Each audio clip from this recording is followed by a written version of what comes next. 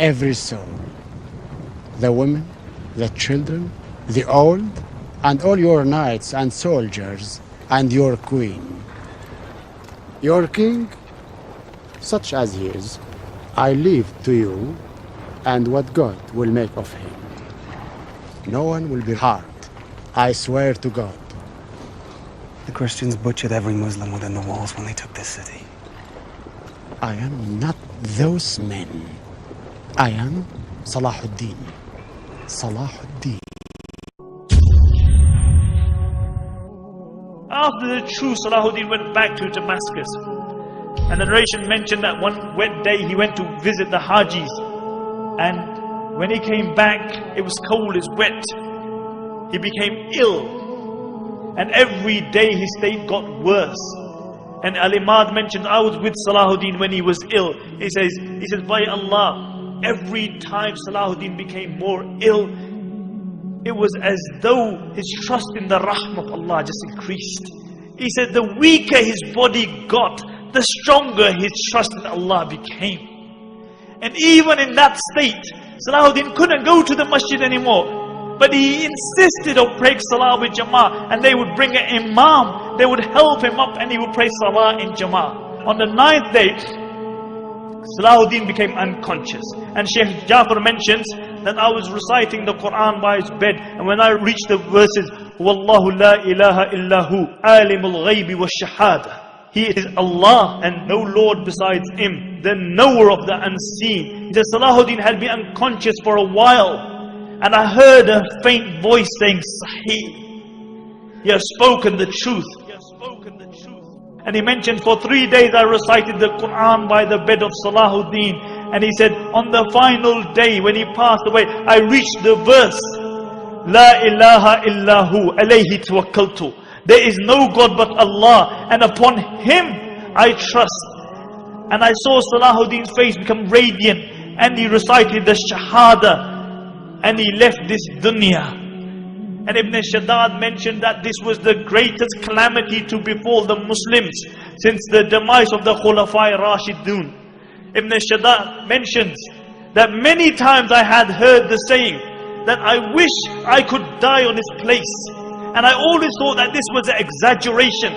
But he said, I realized the reality of that statement when Salahuddin passed away. He said, I wish I could have died on the place of Salahuddin.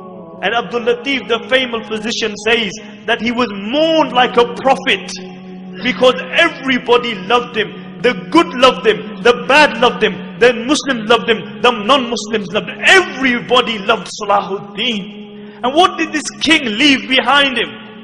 King of Egypt, king of Syria, Lebanon, Yemen. What did he leave behind him? He left 1 dinar and 47 dirhams, some armor and a horse. This is all he left behind him. They had to borrow money for his janazah. But I'll tell you what he left behind him.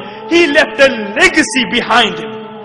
He left a legacy behind him. And this is why we are gathered here today. He passed away at the time of Fajr, and after Dhuhr they brought his body out. And the narrations mention that people screamed and cried as though the whole dunya had just become one place. And many people, when they saw his dead body, they couldn't believe it. They became unconscious. They didn't attend the janazah because they couldn't believe that Salahuddin had passed away, the liberator of the holy lands. And how was Salahuddin buried? They had to borrow money for his janazah. And Qadi Fadil gave a fatwa that Salahuddin should be buried with his sword, so that on the day of judgment when he's resurrected, and one of the 7 people who is under the shade of Allah is Imamun Adilun, a just ruler. When he's under the shade of Allah subhanahu wa ta'ala, he is leaning upon his sword. So everybody sees that this is the liberator of the holy land. And on his tomb they wrote, because this was the man who liberated, this was the man who flung open the gates of fortresses and castles of the Christians, one after the other. And on his tomb they wrote, Oh Allah, as his final victory, open for him the gates of Jannah. Open for him the gates of Jannah. And my dear respected brothers and sisters listening at home, Salahuddin is one of the greatest heroes of Islam. And this is why we have gathered here to remember this. But the problem with many Muslims has become today, or with all Muslims, is that we live off our legacy. As a poet says, he said the Muslims come to the grave of Salahuddin and they come again and again. And what do? They stand by the grave of Salahuddin and they say, Qum ya Salahuddin, Qum. Oh Salahuddin, stand. Stand up, oh Salahuddin. We need you. Can't you see what's happening in Iraq? Can't you see what's happening in Afghanistan? Can't you see the supine, spineless leaders that we have? Oh Salahuddin, we need you to liberate the holy lands. The poet says they come and they say, Qum ya Salahuddin, Qum. Hatta ishtaka marqaduhu min hawlihi al-afuna. He says, they come to his grave and they say, oh Salahuddin, stand, stand. Until his grave began to complain about the stench around it. And the poet says, Kam mar'atan fil ami tuqidunahu, Kam mar'atan ala al-jidar al-jubni tajlidunahu, ayatlubu al-ahya'u min amwatihim ma'una. He said, how many times in the year are you going to wake Salahuddin up? He said, how many times are you going to whip Salahuddin for your own cowardice? And then he says sarcastically, أَيَطْلُبُ الْأَحْيَاءُ مِنْ أَمْوَاتِهِمْ مَعُونَ. He said, has it come to the state that the living have started asking the dead for help?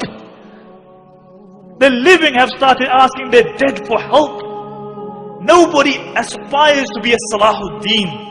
Nobody tries to be a Umar ibn Khattab or Abu Dhar or Abu Bakr radiallahu anhum or a Khadija or a Fatima.